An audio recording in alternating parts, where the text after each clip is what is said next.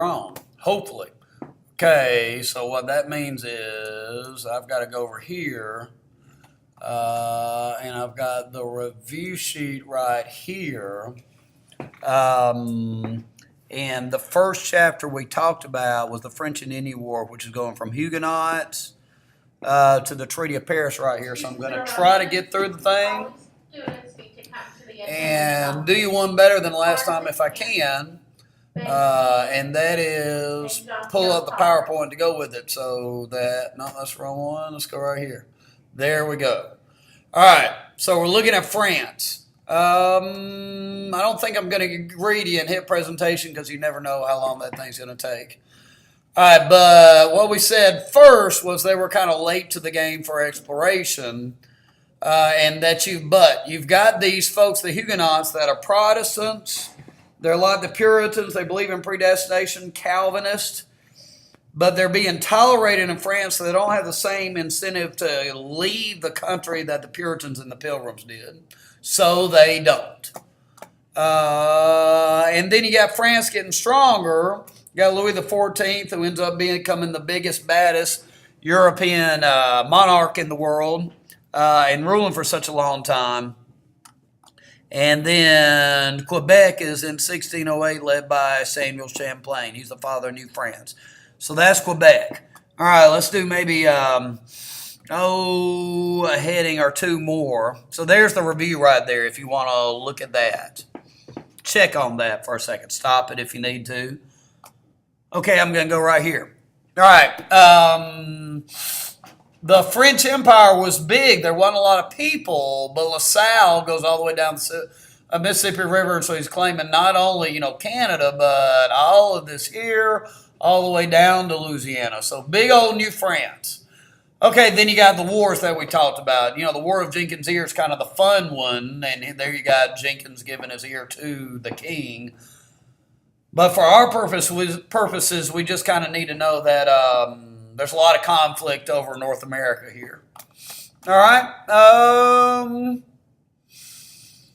Champlain comes. You got Quebec, and he makes nice with the Algonquin Indians up here in Canada, and like the Eskimo, and they're nice. One of those tribes are the Huron, but he accidentally starts fighting against the Iroquois, unbeknownst to him, to help out his buddies, the Huron, the Iroquois. How about that? Unbeknownst to him, the Iroquois are the biggest, baddest tribe around there, and so he kind of stumbles into this conflict with the Iroquois. So in the French and Indian War, the Iroquois are going to be on the side of the British. Okay.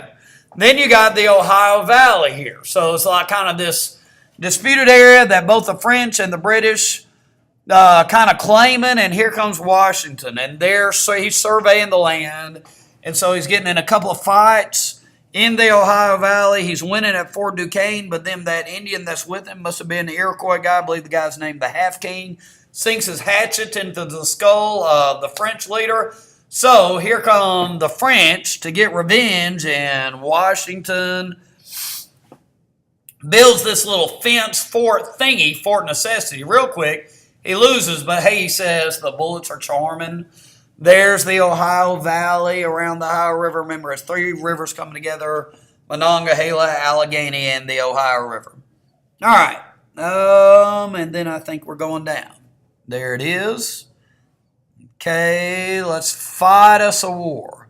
All right, it's fought in Europe for 7 years. Fought over here from 9 years, from 1754 to 1763. Frederick the Great's kind of the hero over in Europe. He kind of keeps the French soldiers fighting over in Europe. So not as many soldiers coming over to England or to North America to fight. There's that join or die thing, the Albany Congress.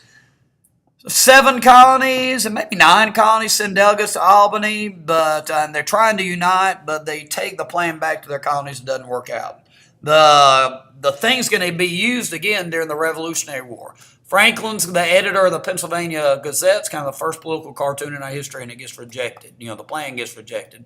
But it's an attempt at colonial unity the same way the Continental Congresses and the Continental Army will be attempts at colonial unity. All right, stopping it if you need to.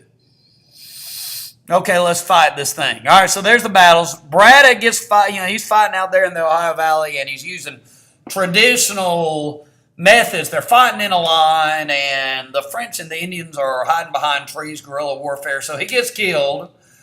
Washington gets shot at quite a bit. 4 bullet holes in his coat, but he doesn't seem to mind it. So there you have hero, brave Washington again.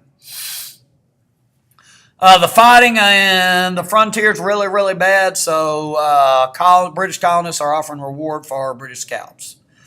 Okay, the British attack Canada in 1756. Doesn't work out well. They're attacking in too many places, not the big places like Quebec and Montreal. Okay, so then here comes William Pitt, the hero of this thing. He's called the Great Commoner. And he's really going to send the troops over there so you can stop it and match it up if you want to. I'm going to keep going for sake of time. And so the British are attacking Quebec and they're winning. The young guy, Wolfe, is using new tactics and he gets killed. So is the French commander, but it's a kind of a surprise attack at Quebec and the British win. Once you capture the capital, you kind of win the war. All right, so Montreal fell in 1760, the Treaty of Paris in 1763. And the terms of the treaty is Britain controls everything. They're the big winner. France is a big loser, and France is out of there. Let's go. Here we have it again. France keeps a little bit in the Caribbean, like Haiti. Everything west of the Mississippi goes to Spain. Florida to Britain, so Georgia's not a buffer anymore. Remember the 1783 Treaty of Paris. Florida's going back to Spain. But France is out. Britain wins everything, but they got the big debt. All right, and there it is. We never really went over this. The colonists and the British didn't like each other. The colonists thought that British were snobs, and the British thought that the colonists were rednecks. In certain instances, both sides seemed scared. The colonists themselves were a little more united by the experience. Okay, so there's Pontiac's Rebellion. Remember, he's the Indian that tries to unite the Indians west of the Appalachians. His effort to attack the British colonies fails when he gets smallpox blankets sent to the Indians, and they're dying, so they turn around and they kill Pontiac. Okay, so there you have that. Let's go over here to the review sheet. So that takes care of all this stuff. Terms of the Treaty of Paris. Okay?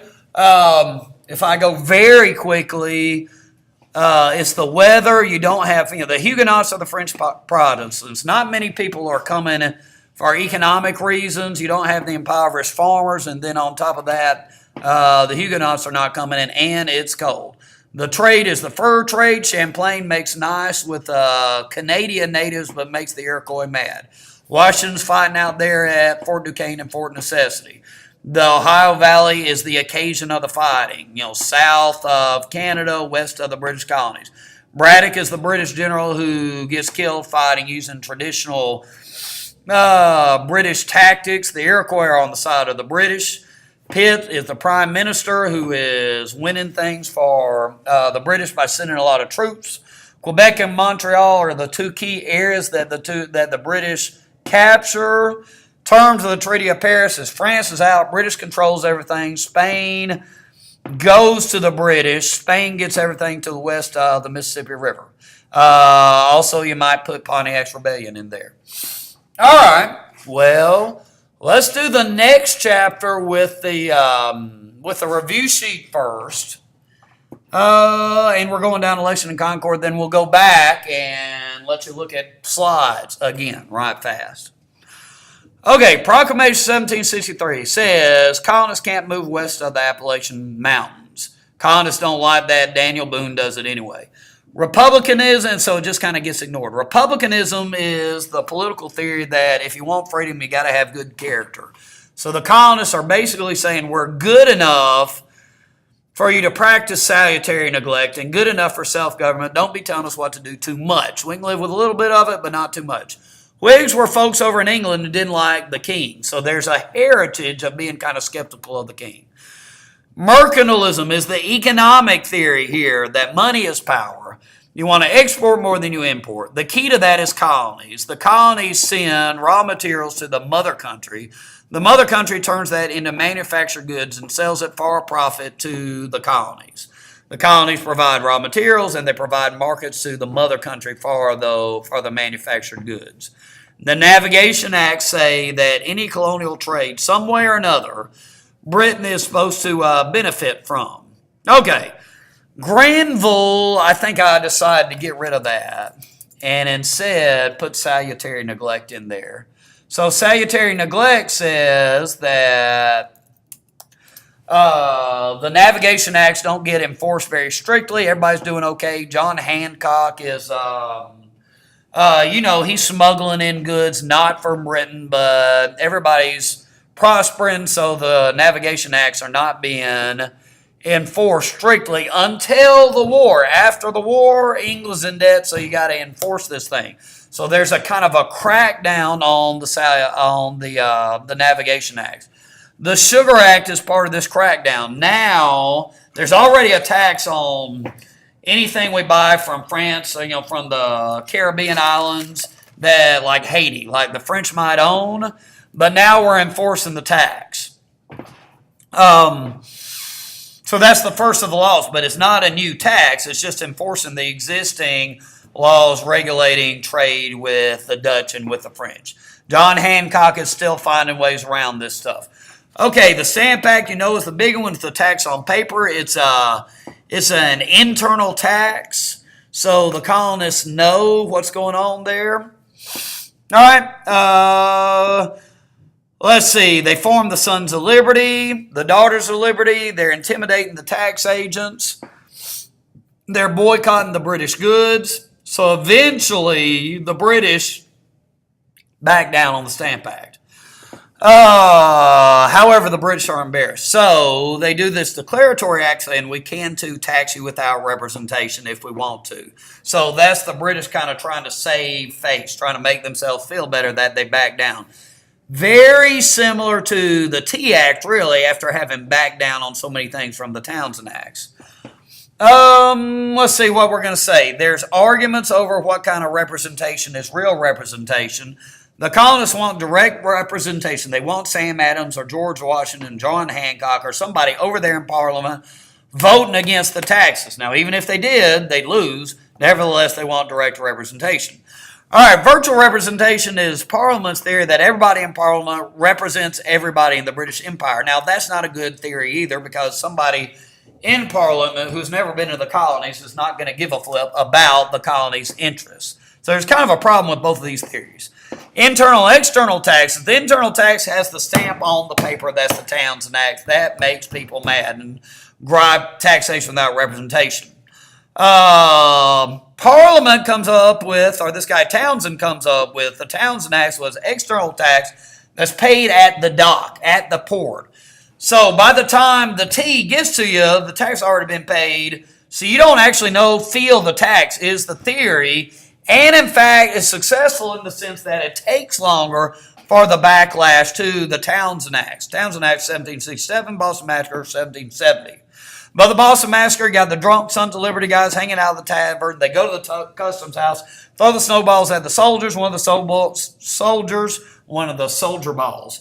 Soldiers opens fire, and 11 colonists, including Crispus Attucks, get killed. So that's called the Boston Massacre by Paul Revere when he engraves this picture of it, saying, hey, the colonists are minding their own business. Okay. Britain looks bad. They killed people. John Adams has to defend the soldiers. All right, so Britain backs down to just the tax on tea. That is not the Tea Act. That's just saving face and keeping one of those laws. Tea Act gives a monopoly to the British East India Company. The colonists get mad and dump millions of dollars worth of tea overboard. So then really the Intolerable Acts is when Britain's saying we're going to make you pay us back. So they call it the Coercive Acts. They're going to coerce the colonists into paying back by shutting down Boston, shutting down the port. shutting down the government, the self-government, the legislatures, and a new quartering act putting soldiers in Boston to make the colonists pay Britain back. That results in really the first Continental Congress right here. They send them the olive branch petition saying we still want to be colonists, but they make demands and they gripe.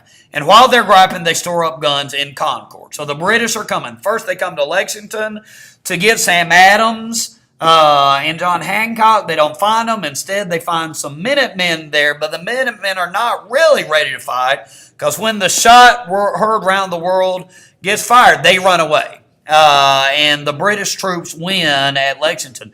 Then they go to Concord to get the guns. They don't find the guns, but instead they find more Minutemen who are firing at them from the woods as they're marching back to Boston. So this time the colonists win.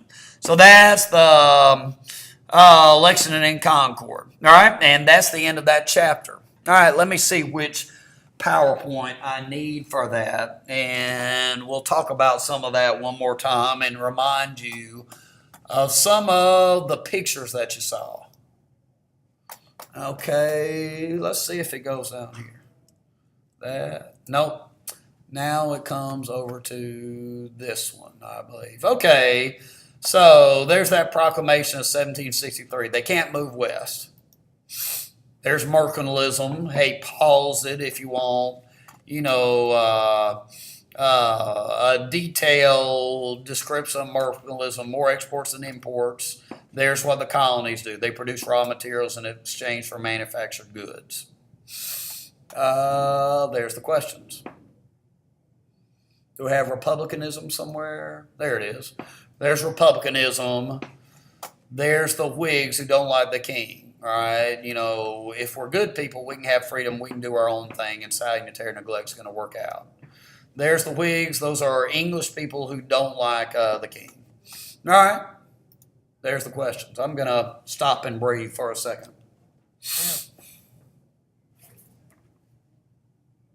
Okay, then I'm coming down to mercantilism. So the Navigation Acts is supposed to be enforcing mercantilism. One way or another, the British are supposed to be benefiting from British trade most directly by trading with the colonists. There's the salutary neglect. And scoot this over here some more. So they tolerated the smuggling because everybody's doing okay. The colonial economies boomed. They didn't really like the laws, but as long as there's not a crackdown, they're kind of okay. So then you have the enforcement. What's the turning point on the enforcement? It's the debt coming out of the French and Indian War. So the Sugar Act is the crackdown. It's increasing the tariff on sugar. People don't like it, so they back down on it a little bit. There's the questions. Let me pause. Okay, there's the Stamp Act. It's a big one. It's a tax on all that stuff. James Otis is the first guy who says taxation representation. If you remember that story, he got in the bar fight, according to the story. He ended up with a skillet on his head, and he got a brain infection and went nuts, and ends up not being a leader of the revolution. Maybe or maybe not, that's true. But he's the guy who said taxation without representation. So there's the theory of virtual versus direct representation. I say both of them are a stretch. Why? Because if the colonists had direct representation, they'd still lose the vote. Virtual representation is not really logical. Somebody from London's not going to be worried too much about the colonists. There's the Stamp Act Congress. So there's another effort at unity. They're moaning and groaning about the Stamp Act, and there's the Sons and the Daughters of Liberty doing their thing. Because of the intimidation, nobody wants to collect the tax. I'm stopping. You get to go over stuff. Okay, I'm going again. They repeal the thing. Then you have the Declaratory Act because all the boycotting really hurts English business. So then you get the Townshend Act, glass, lead, paper, paint, tea. Remember that? Resulting in the Boston Massacre. Remember, look, you've got that's not Revere's version. That's like the 1830s version that has Crispus Attucks in it. And then you got the kind of up-to-date version kind of describing how we think maybe things actually went. The colonists kind of write letters to each other, talk about how bad that the British are. Okay, so then they kept the tax on tea to save their face, to save their reputation. But then the Tea Act gives the monopoly to the British East India Company. They're dressing up like Indians, throwing overboard the tea, millions of dollars worth of tea. So that's going to result in, you guessed it, dang it, the Intolerable Acts, which is closing down Boston, the ports and the legislatures. Let me back up, let you look at there's the review sheet. Quebec Act, freedom of religion in Quebec is probably a good one, but we were just really mad at the British. Okay, we did that one day after we wrote or something. That was a pretty good one, pointing out that only 2 of them are really new taxes. And we had a decent little discussion there. Okay, there's the coercive acts, Continental Congress, big names of that Continental Congress. They're sending the stuff to Britain. So then there's Lexington and Concord. They're coming to get the 2 bad guys, the 2 troublemakers, Hancock and Adams. Paul Revere rides, and he warns everybody. Dawes is the other guy. The Minutemen panic at Lexington, but then they get the better of things at Concord. And boom, you got the end of that chapter in American Pageant, or towards the end of that chapter in Narrative History. Okay, now let me flip again. So now I'm going to the advantages. It's resources, an army and a navy, and money and guns and all that stuff. The legendary British Navy, ever since the Spanish Armada, the British Navy is the best in the world, going all the way up until World War I, World War II or so. Also got helpers, the Hessians, those German folks, the Indians, because Proclamation 1763 is telling the colonists to leave the Indians alone. The slaves, because Lord Dunmore says, hey, we've done more for you. You can be free to fight on our side. Colonists don't know what they're doing. The Minutemen run away. The militia show up and run away again and again and again. Continental Congress is the government. They don't have any real power. They print money, these Continentals, which is basically worthless. All right, the American resource advantage is France. Once France jumps in after the Battle of Saratoga, the resource thing is even. There were anti-war folks in Britain, the Whigs, and then individuals. Washington, the main man. Franklin getting the French on our side, dressing up like an American. Lafayette, the right-hand man in the war. Also, Hamilton was really a right-hand man in the war. Baron von Steuben. Some people tell me you pronounce it Steuben. I don't like that. Steuben, tough sounding, manly.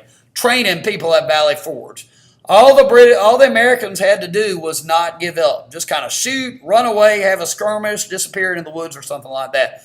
And we believed, especially Washington, whereas the average British soldier is something of a mercenary, fighting because he's getting paid or because he's been ordered to fight, not particularly believing in what he's doing. I need the following 2 students to please report to the middle school front office. All right, so there's battles. Jackson and Presley Gross.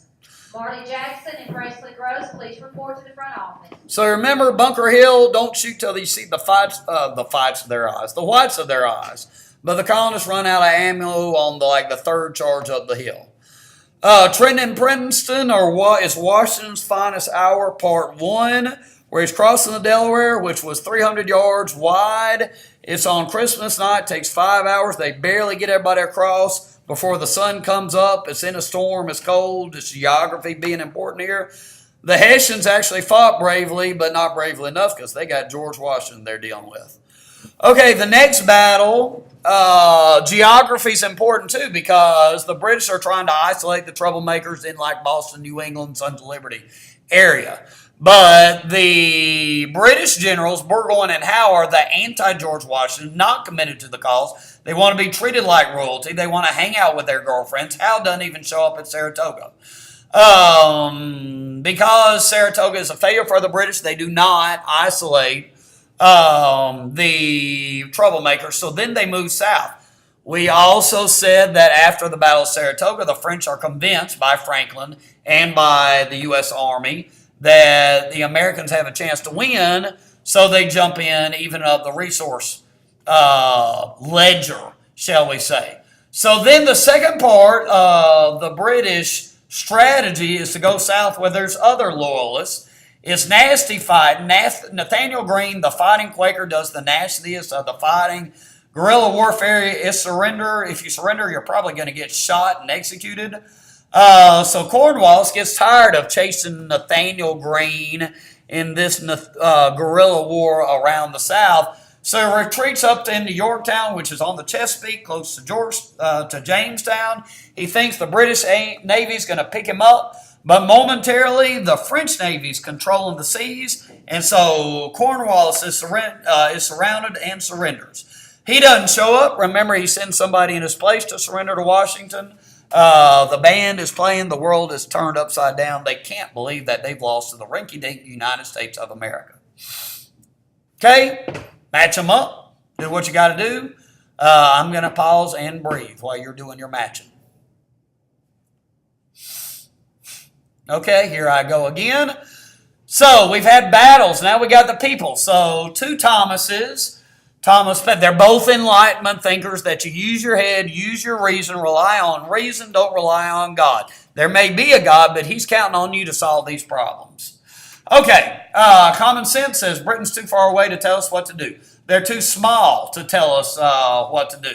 They got a monarchy. That's a bad form of government, much inferior to a Republican form of government where good people make laws to rule themselves. And Americans have been killed at Lexington, so 'tis time to part is the quote. Americans have been killed. So common sense reasons we need independence. He's writing in January of 1776. Writing in June and July of 1776 is Enlightenment thinker Jefferson. In the first paragraph, he says, hey, this is a big deal, so we got to explain why we're doing this. And then you got all the political ideas. That famous words match. We hold these truths to be self-evident that all men are created equal. That's a revolutionary statement. The British believed in divine right, and hey, Jefferson was a slave owner. You got the Committee of Five writing the thing. Livingston and Sherman are in on it, but the big names are Franklin, Adams, and Jefferson. The big two are Adams and Jefferson. Adams nominates Jefferson to do the actual writing. All right. The all men are created equal, endowed by their creator with certain unalienable rights. Among these are life, liberty, and pursuit of happiness. That to secure these ends, governments are instituted among men, deriving their just powers from the consent of the governed. That whenever any form of government becomes destructive of these ends, it is the right and duty of the people to alter and abolish that government. In other words, government's got a job. There's a deal. The social contract. Can I make this big? Maybe so. Let's look at the social contract. The government's job is to protect our rights. If it does its job, we will obey the government. However, if it doesn't protect their rights, if it abuses its power, we will replace or overthrow it. That is John Locke's theory of the social contract, a deal between the people and the government. Jefferson is borrowing from this theory of the social contract. All right. Then it gets to the repetitive, redundant part. He has. And then the last part where since he has not done his job, we're going to declare independence. So there's the two Thomases, the two Enlightenment Thomases explaining why we need independence. Okay, here's the strategy. Isolate the troubles in New England. That doesn't work because Howe doesn't show up at Saratoga to help out Burgoyne. He goes to Philadelphia. So then the British go south where Cornwallis is defeated at Yorktown, thanks to Nathaniel Greene, the fighting Quaker, and the French Navy at Yorktown. The American strategy is just to hold on and keep on fighting. Don't give up. That's the Washington thing, crossing the Delaware. You know what? I still have no slide on Valley Forge. Getting the Army through the winter at Valley Forge when the weak old Continental Congress doesn't have any money, so they can't send any shoes to the soldiers, so the soldiers are deserting the Army, including 50 officers in one day. Washington keeps it all together. He gets help from Steuben, training folks at Valley Forge. Franklin goes over there to Paris, flirts with the ladies, dresses up like a real man. Hey, he don't use any dang lotion. He don't use, what is that stuff called? Disinfecting wipes. Now, he was kind of purty. He was the kind of guy to do that, But a real American doesn't do that. So he doesn't do that when he's hanging out with the French, because the French want Americans to be tough frontier guys, Scotch-Irish kind of guys. So he kind of acts Scotch-Irish when he goes over there, and he persuades the French to jump in after the Battle of Saratoga. Okay, what else do we have? Down here, the Patriots were in New England, led by Sam Adams, and also led in Virginia by Patrick Henry, famous for saying, "Give me liberty or give me death." Patrick Henry fades from you because he's kind of Jefferson's rival. The Loyalists are the rich folks throughout the colonies, also in the cities, especially the port cities, especially New York City and southern port city Charleston, especially Philadelphia, because the Quakers live there and they may not like the British, but they don't like fighting either. In the South, the church leaders are pro-British because it's the Church of England. Also, the slaves are going to run away and fight on the side of the British, thanks to Lord Dunmore, who says, "We'll do more for you. We'll set you free if you fight on our side." That actually backfires strategy-wise because a lot of Southerners, plantation owners sitting on the fence, join the American side because the British are taking away their slaves. All right, there's the Treaty of Paris, 1783. It's the opposite of the 1763.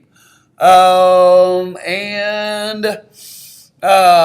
U.S. is twice the size that it was, extends to the Mississippi River and the Great Lakes. We promised to make nice with the British, with the Loyalists, and pay them back for any debts. All right. So that goes from where? Lexington and Concord, advantages of each side, down to Treaty of Paris. Okay, so then we got two more chapters. Let's go Articles of Confederation. Let me take my concern of going both ways is, good gracious, it's 3:09. I'm going over an hour. So from this point forward, I'm going only review sheet because that's the only way I'm going to get through with the whole thing. All right, we don't want the review session that's recorded to be 283 years long. Okay, here we go. Where's it at? Government during the Revolution was the Continental Congress. It didn't have any real power. It's a makeshift, de facto government. The Articles of Confederation is the first real plan for government. It's written down, but it doesn't get ratified because people are fighting over land. So it gets ratified. He said written 1777, ratified 1781. It's the official government from 81 to 87. 9 states can make a law. 13 states can amend the articles. It can make treaties, go to war. But there's an asterisk on all the things it can do. It can't draft anybody. States can make treaties. And then the strengths of it are that it's this transition government. There was no way we were going to put up with a strong government like the Constitution with, like, a necessary and proper clause or something like that. Also the Land Ordinance and the Northwest Ordinance. The Land Ordinance sets up the process for foreign cities, and the cities all have to have public education. So there's kind of the beginning of public education in the United States. Northwest Ordinance, even a bigger deal, sets the process for becoming a state. 60,000 people live in a place. They can form a government, apply for statehood. Also, it keeps slavery out of the Northwest Territory, thereby making the Ohio River, the southern border of the Northwest Territory, the equivalent of the Mason-Dixon line, the equivalent of the Jordan River in the Middle East, because on the other side for slaves is the Promised Land, the Northwest Territory where slavery is not allowed. Okay, the weaknesses, no rest, right? Can't regulate trade, can't enforce laws, can't settle disputes, can't tax. Taxing's the big one. Shays' Rebellion shows that the government's too weak. You got those Western Massachusetts farmers, war heroes. National government can't pay them because it can't tax them. The state government of Massachusetts is taxing the heck out of everybody in Massachusetts, and they can't pay their property taxes, so they get their farm foreclosed on. They get some of them thrown in a debtor's prison. So the ones that are left, led by Bunker Hill hero, Bunker Hill veteran, Daniel Shays, bust their buddies out of debtor's prison, take over the courthouse where the foreclosure would take place, March on the arsenal. I got that wrong. The capital was always in Boston, but the Massachusetts arsenal was now in Springfield. So they're going to march on the arsenal to get all the guns and then turn around and march on Boston. But a state militia stops them. That's the end of Shays' Rebellion. But it's important because it shows that the national government's not too weak. If you had a strong national government, these guys would have been paid. They would have been taken care of after the war. They wouldn't have lost all their land. If by chance a bunch of people rebel, well, somebody like George Washington might lead the national army and put down the rebellion, like is going to happen in the Whiskey Rebellion. So it shows that the government's too weak. So you have a meeting. The meeting's at Annapolis. Only 5 states show up. So Hamilton, who's going to be the star of our last chapter show, says let's have another meeting. So the another meeting is in Philadelphia. Also, the Philadelphia Convention, also known as the Constitution Convention. James Madison is the father of the Constitution, comes up with the Virginia Plan. Virginia Plan is going to set up a 3-branch government based on the teachings of Montesquieu. It's also going to be the big state plan.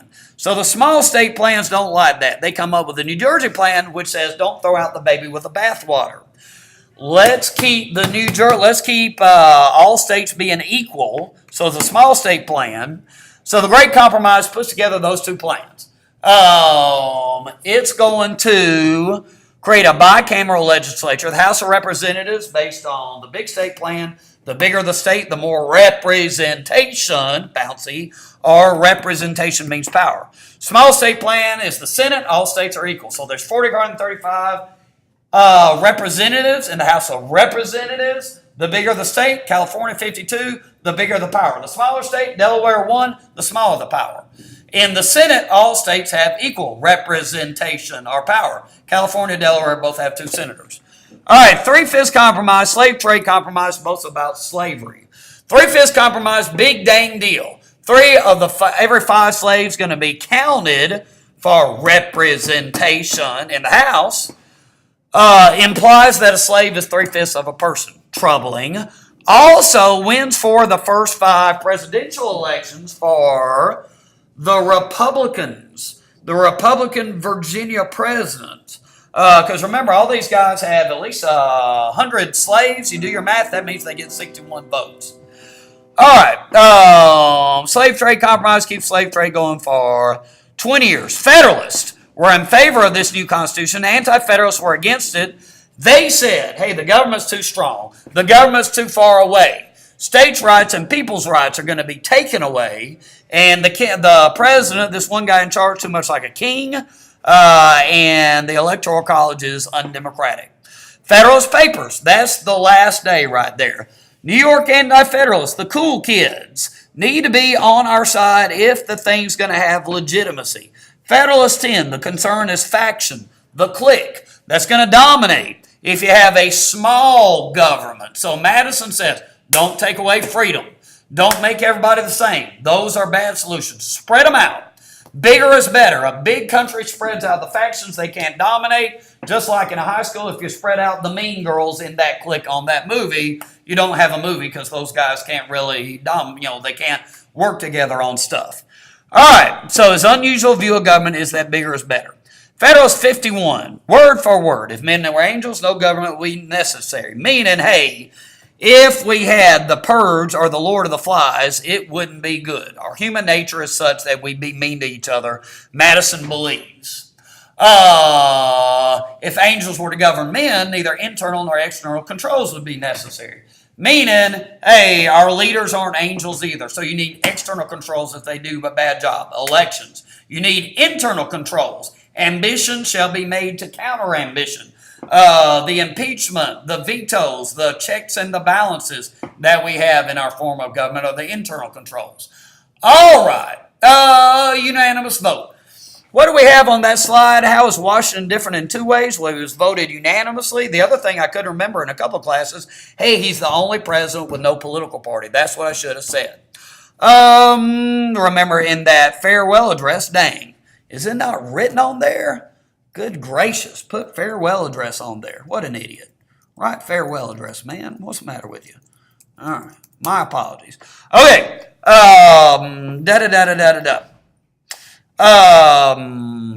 So that's a unanimous vote. And he did not a member of a political party. Bill of Rights, I don't think showed up there. So the Bill of Rights was one of the things, 3 things were given to the Anti-Federalists to win them over. The Federalist Papers, George Washington as president, and then the Bill of Rights gets added. And so the Bill of Rights are a limit on the national government. All right, so that's the importance of the Bill of Rights right there. Okay, the cabinet. It's Knox, who's really nobody, compared to Hamilton, the Secretary of Treasury, Jefferson, Secretary of State. Debt's good according to Hamilton. If you pay off the debt of the states, that makes the states happier with this new strong national government. If you pay the countries that loaned us money back, they respect us. If you pay back the rich folks that loaned us money, they're rooting for this government. The cool kids are on the government side. The government has legitimacy. The Bank of the U.S. is what you do with all this money, and you issue currency, and you make loans, and so that's a good thing. Hey, come in. Y'all come in. I don't think it's locked, is it? All right. Hey, I'm finishing this sucker up, so if you got questions, I'm on the thingy right there. Hopefully it's actually recording. All right. The strict and loose construction. All right, so strict construction says if it's not in the Constitution, you can't do it. So that is Hamilton. Loose construction is, sit down. You're making me nervous if you stand there awkwardly. Loose construction, as Hamilton says, the elastic clause says there's implied powers. So the elastic clause implies that the power to create a bank is in there. So things have been done in the name of loose construction. The interstates, the New Deal, the Civil Rights Act, and Obamacare. All right, finishing this sucker up. The Whiskey Rebellion. That's the tax on whiskey to pay off the debt. The farmers in western Pennsylvania revolt. They say taxation without representation. They're tarring and feathering tax agents. Here comes George Washington with 13,000 troops to get them. They run away. Poof. Now it has been shown that the government's strong. All right. Washington says we're going to stay neutral between Britain and France. Because we're too little to be fighting another war. We need a baby boom. Let's let a generation pass before we get in another war. So that makes the French mad. Citizen Genet comes over and tries to kind of illegally recruit soldiers. So Washington kicks him out. All right, finally, Jay's Treaty's unpopular. The parties form. Good gracious, we should say something about parties, shouldn't we? So let's say 2 parties. All right, and so in the farewell address, he says, hey, that's a bad idea. Don't form the parties. Parties make you fight. Also, don't join political permanent alliances. That makes you fight, too. The 2 parties were the Federalists and the Republicans. The Federalists are the strong government, pro-business, northern, urban area, Hamilton-led party. Kind of a combination of both parties today. Strong government, but pro-business. The Republicans, also known as the Jeffersonian Republicans, Democratic Republicans, the rural area, southern area, Jefferson-led, weak government. What's left? They don't want government doing a lot of stuff, and they see farmers, not business, as kind of the ideal American. Okay. Now here's the most important part. I got to remember how you make this thing record. I think I hit this dot right here.